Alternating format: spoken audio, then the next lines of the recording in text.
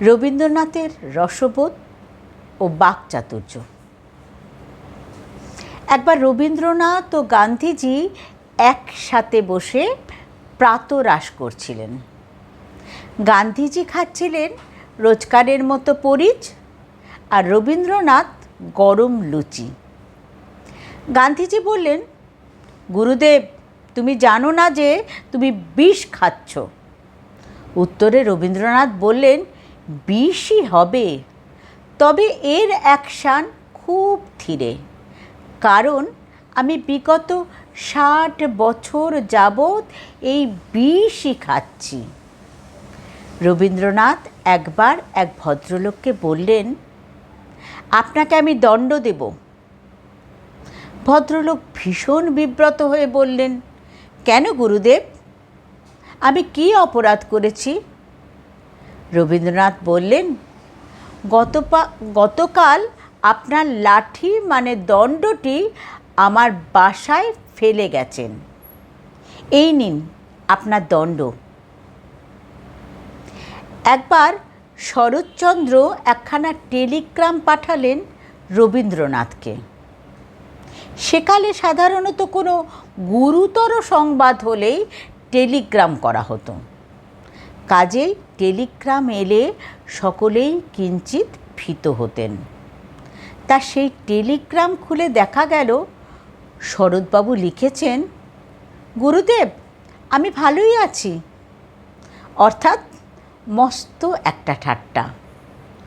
রবীন্দ্রনাথ কি আর যে সে পাত্র, তিনিও এর উত্তরে বিশাল এক পাথরখণ্ড পার্সেল করলেন শরৎচন্দ্রকে। তার সাথে চিরকুটে লিখলেন, তব কুশল সংবাদ পাইয়া আমার হৃদয় হইতে এই পাষাণ ভার নামিয়া গিয়াছে। একবার রবীন্দ্রনাথ শান্তিনিকেতনে তার একটি নাটক পাঠ করছেন। শরৎচন্দ্র সেই আসরে উপস্থিত হলেন। একদা জুতো চুরি হবার কারণে তিনি জুতো জোড়া কাগজে মুড়ে বগল দাবা করে আসরে ঢুকতেন। রবীন্দ্রনাথ জানতে পেরে একদিন বলে উঠলেন, শরৎ, তোমার বগলে ওখানে কি, পাদুকা পুরাণ? এ নিয়ে বিস্তর হাসাহাসি হয়েছিল। একবার দোল পূর্ণিমা দিনে নাট্যকার দ্বিজেন্দ্রলাল জামার পকেট থেকে আবির বার করে কবিগুরুকে রাঙিয়ে দিলেন।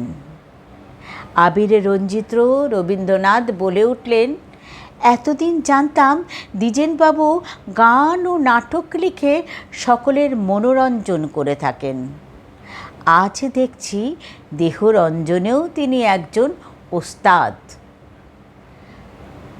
মরিস সাহেব ছিলেন শান্তিনিকেতনে ইংরেজি ও ফরাসি ভাষার অধ্যাপক। একদা তিনি তৎকালীন ছাত্র প্রমথনাথ বিশিকে বললেন, গুরুদেব, চিনির উপরে একটি ভারী মিষ্টি গান লিখেছেন। তারপর গাইতে শুরু করলেন, আমি চিনি গো চিনি তোমারে। প্রমথনাথ জিজ্ঞাসা করলেন, চিনির উপরে এই ব্যাখ্যা আপনি কোথায় পেলেন? উত্তরে মরিস সাহেব জানালেন, কেন, স্বয়ং গুরুদেবই আমায় বলেছেন এ কথা। রবীন্দ্রনাথ একদিন বিকেলে ছেলে মেয়েদের নিয়ে নৃত্যনাট্যের রিহার্সাল করাচ্ছেন। একজন এসে বললেন, গুরুদেব, চা খাবেন? রবীন্দ্রনাথ বললেন, আমি নাচার দলে, অর্থাৎ নাচের দল, আবার চা না খাবার দল।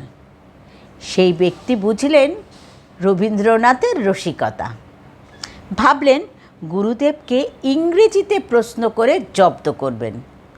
তিনি বললেন, will not you have tea? Rabindranath তেমনই মুচকি হেসে বললেন, আমি নটির দলে। সাহিত্যিক বনফুল তথা শ্রী বলাই চাঁদের এক ভাই অধ্যয়নের জন্য শান্তিনিকেতনে পৌঁছে কার কাছে শুনলেন গুরুদেব কানে একটু কম শোনেন। দেখা করতে গেলে রবীন্দ্রনাথ বললেন, তুমি কি বলাইয়ের ভাই কানাই নাকি? তখন বনফুলের ভাই চেঁচিয়ে জবাব দিলেন, আগে না, আমি অরবিন্দ। রবীন্দ্রনাথ তখন হেসে উঠে বললেন, না, কানাই নয়, এ যে দেখছি একেবারে সানাই। জীবনের শেষ দিকে রবীন্দ্রনাথ একটু সামনে ঝুঁকে উপুর হয়ে লিখতেন। তা দেখে এক শুভাকাঙ্ক্ষী বললেন, গুরুদেব, আপনার নিশ্চয়ই ওভাবে লিখতে কষ্ট হচ্ছে।